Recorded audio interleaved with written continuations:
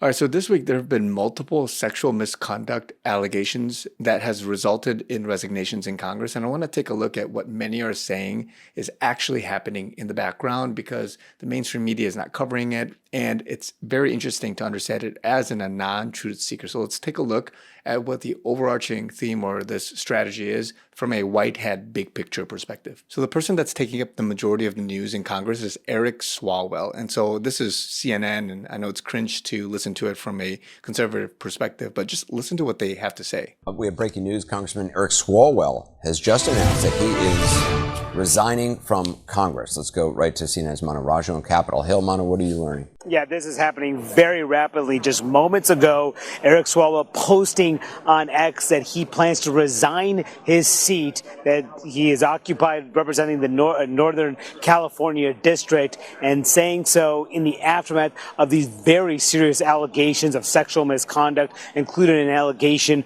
of rape. He has denied these allegations, but indicating in this statement that all of this was too much of a distraction, he said, to his constituents, which is why he plans to give up his seat in Congress. Now, this statement I'll read to you, Anderson, says, "I am deeply sorry to my family, staff, and constituents for mistakes and judgment I've made in my past. I will fight this serious false allegation made against me. However, I must take responsibility and ownership for the mistakes I did make. I am aware of efforts to bring an immediate expulsion vote against me and other members. Expelling anyone in Congress without due process within days of an allegation being made is wrong," he said. And what's crazy is that Representative Anna Paulina on Jesse Waiter's Fox program had mentioned that he could actually end up in jail. And so this is being reported across many news networks and saying that behind closed doors, that the forensics say the video wasn't AI. And this is referring to some video that's come up where there's evidence of between his and some other person's misconduct and them, doing things. And the individual that recorded that video in that hotel room was a female and she was underage. More is coming in 24 hours. So this is a few days ago or a little over a day ago. But a lot of news is coming out at once about some of this stuff. And the other person that was in the news recently, and it's a little bit older news, but it has just recently announced that he would resign as well, is Representative Tony Gonzalez. So remember, Eric Swalwell is a Democrat. Tony Gonzalez is a Republican. So they were both facing expulsion votes. This was told to us by Q and many others. And let's take a look at what's actually been said by Q in a post 2219. It says sexual misconduct is the public shelter to accept resignation. And then post 2128 is in response to another Q post that was made post 243, but it's saying here, why are powerful people resigning due to past sexual misconduct allegations? And then in that post 243 above, it says these, meaning Democrats, dropping all around over sexual misconduct, first stage. And so I'm not saying here that what Eric and these other guys are doing is real or not, but because they have evidence and because this is sort of the optics that need to kind of play out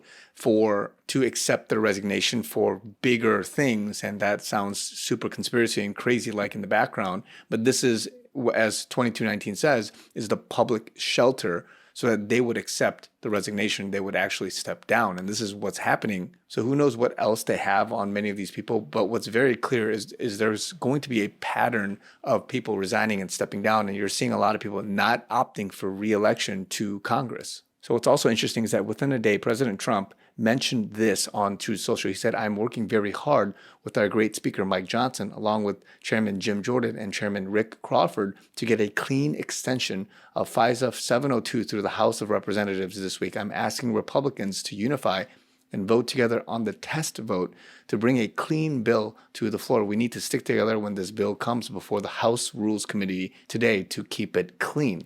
When the dirty cop, James Comey, the failed head of the FBI, went after me, he was using FISA Title I, the domestic collection, not FISA 702, the foreign collection, which needs to be extended today. While parts of the FISA were illegally and unfortunately used against me in the Democrats' disgraceful witch hunt and attack in the Russia hoax, and perhaps would be used against me in the future, I'm willing to risk the giving up of my rights and privileges as a citizen for our great military and country. Our military patriots desperately need FISA 702, and it is one of the reasons we have had such tremendous success on the battlefield. I have spoken with many in our military who say FISA is necessary in order to protect our troops overseas. as well as our people here at home, from the threat of foreign terror attacks. It has already prevented many such attacks, and it is very important that it remain in full force and effect. Thank you for your attention to this matter. Now, Brian Cates here on X says, how many times do the word clean and house appear in the first paragraph of Trump's Truth post?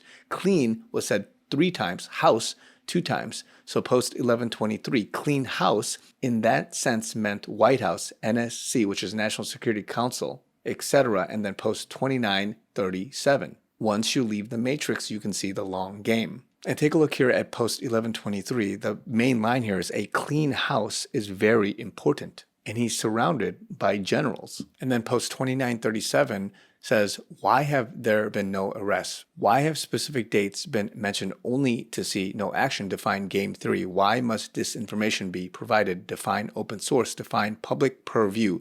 Do we let our enemies walk through the front door? Define plausible deniability. Why was it important to first clean house within the FBI and DOJ public info, and that, as I mentioned before, with Pam Bondi and her role in cleaning that house and that area first. And then moving on, why was it important to first clean house within other ABC agencies, non-public info? What are the duties of the FBI? What are the duties of the DOJ? When does Mil Intel have jurisdiction? What vested powers does POTUS have? Re military intel versus ABC agencies. Re matters of national security homeland. Think umbrella serve. What agency does the FBI report to? What is the role of the Attorney General? Does the AG oversee the firing of FBI and DOJ senior, mid, lower staff? And I'm going to move down a little bit, but optics, it says, are important. When are optics not important? Think Whitaker. Define stage set. Who recently walked on stage to take command? What stage experience did this person have?